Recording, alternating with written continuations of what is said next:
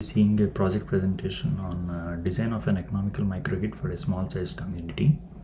So uh, moving with the table of content, we will be first looking into background, introduction, literature review, project sizing and modeling, the components of the system design and the feasibility of the project. Then finally we'll be looking into our dynamic modeling, which was done in MATLAB, and we'll be discussing the components and the results of it.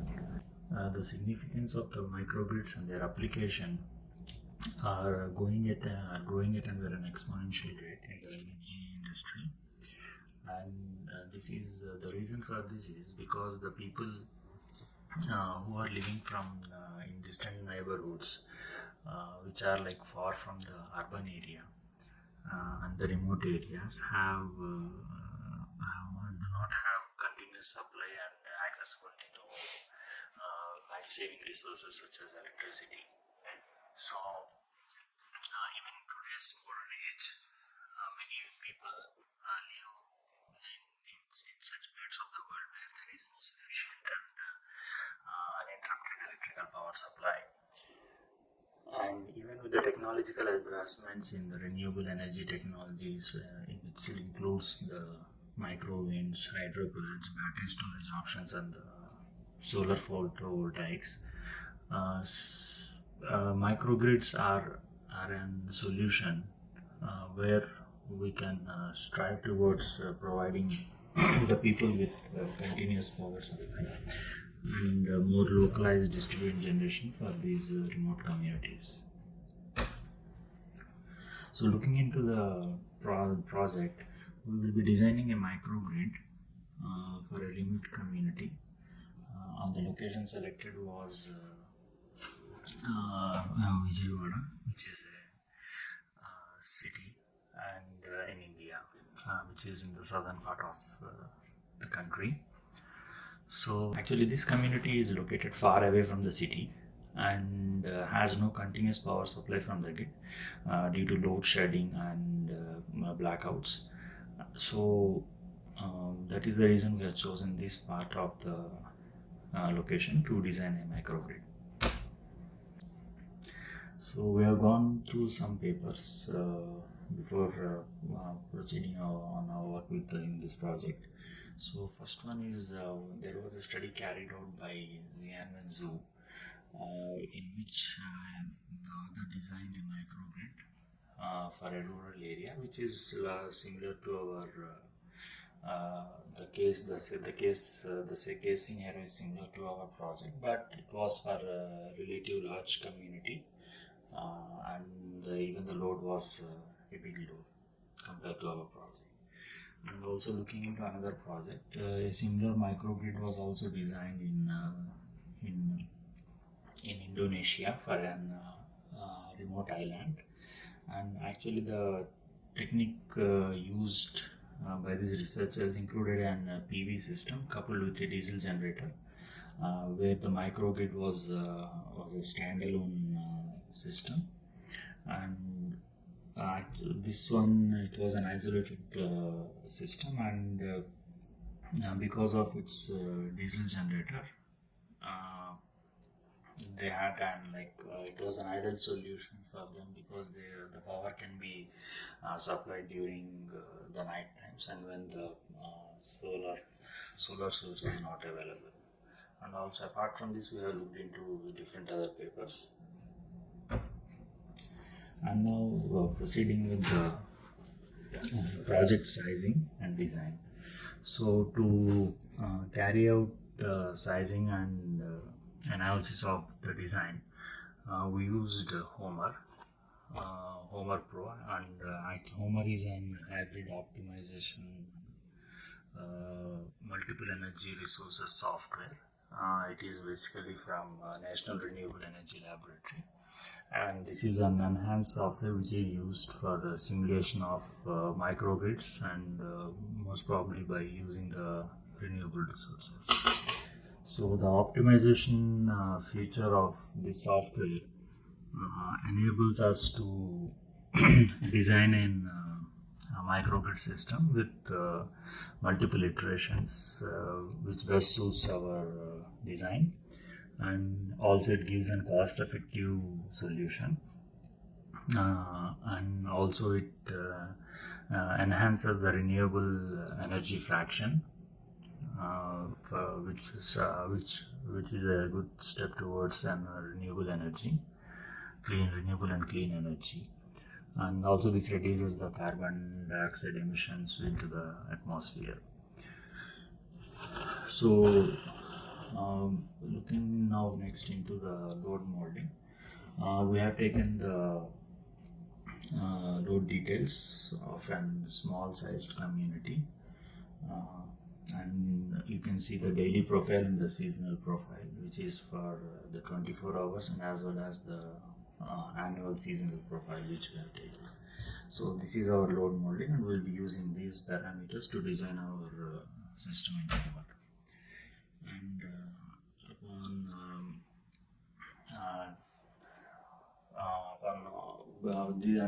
after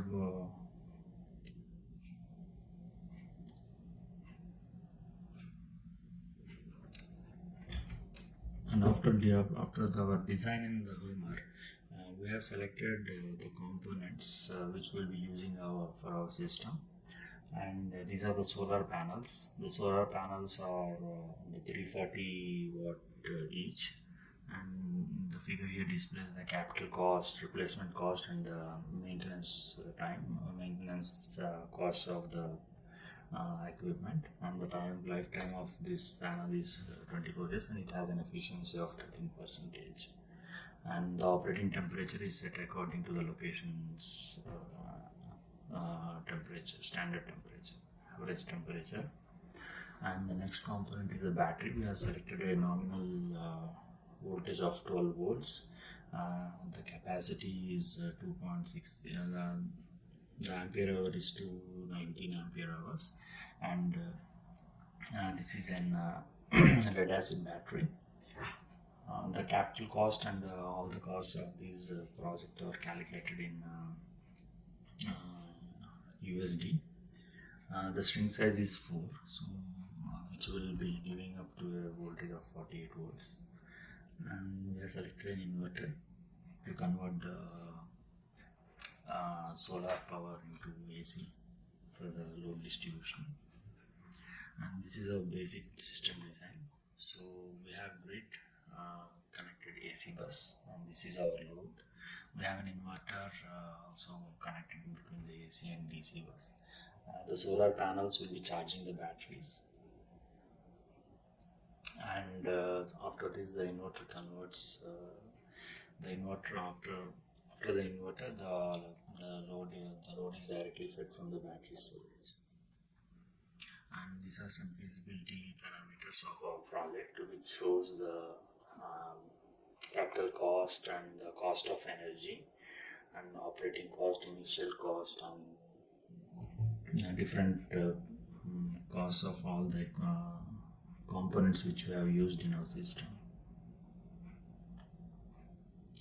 And moving on to the cost analysis, we can see the initial cost of the project, and this flow shows this cash flow analysis shows the energy return on investments for a period of 25 years. And now moving on to the MATLAB modeling. We have done the dynamic modeling in MATLAB Simulink. So after completing the sizing calculations of our system in Homer, we have used MATLAB, and as our inter system is connected to the grid, and so in this case we will be using only solar panels and a battery storage system, so as to compensate the interrupted power supply when there is load shedding and interruption of power supply from the grid. So this diagram was created in MATLAB. So we can see here the power grid, and which is connected to the residential load, and also we have introduced the solar panels and the battery system. Okay. So our power grid system consists of an 3 voltage source with an nominal phase-to-phase voltage, and which is supplied through a transmission line, and there is a step down transformer which step downs the voltage from 4.6.6 kV to 200 volt to be used for the residential load. And this battery storage is controlled by a battery controller, so that when the battery controller there is a surplus power in the system, it starts storing the batteries. And when there is power shortage to the residential load, the batteries start feeding the loads. And now moving on to the system performance. This is the output graph after the simulation of our model, where we can see different parameters, some of them are power from the PVs, power from the secondary source, and this is the load, the power which is supplied from the batteries, and this is the state of charge of the battery. So we can see all the simulation results of our system. And moving on to the results of this system, we can see so this figure shows the power generated by the PV is 0 during the 8 hours of the night, and while it reaches the peak during the day. And also you can see there are fluctuations which shows that the power source, the power supplied by the PV is not an consistent power source. And also we can see this is the power supplied by the grid, where we can see many fluctuations, and which shows that the power supply is interrupted and it's not an consistent continuous power supply. And now looking into the battery output results, we can see that the battery is supplying power when there is not enough supply from the grid, and also it is also charging itself when there is enough supply from the low grid, and it doesn't have to supply the low power to the load. And this figure shows the fluctuation in the power consumption by the residential loads. So like any residential load, this also consumes our system load also consumes like different amounts of power at different times of the day. And here we can see the battery state of charge, which is very evident that the battery is discharging whenever it is fulfilling the load shortage. So now looking into the conclusion, here we can find our design was sufficient enough to feed the power shortage to the residential load. And in our design, the PV panels used generated zero power during the daytime, and the power generated by the PV panels was zero during the night times, and during the daytime it reached the peak values. And similarly, in the battery is full of charge, and as the day progresses, it discharges, supplying power to the load whenever there was an interrupted power supply in the system, and which we observed in the battery state of charge results. And now during the daytime, when the PV was generating power, the system's active power was supplied, thus the state of charge remained constant, and no power was supplied to the system. And also we also noticed that from the load that the residential load was not was drawing different, the power consumption was different at different days of the time. So So this shows that our system was sufficient enough, and it was successful in providing an uninterrupted power supply to the community when there was shortage and interruption from the grid.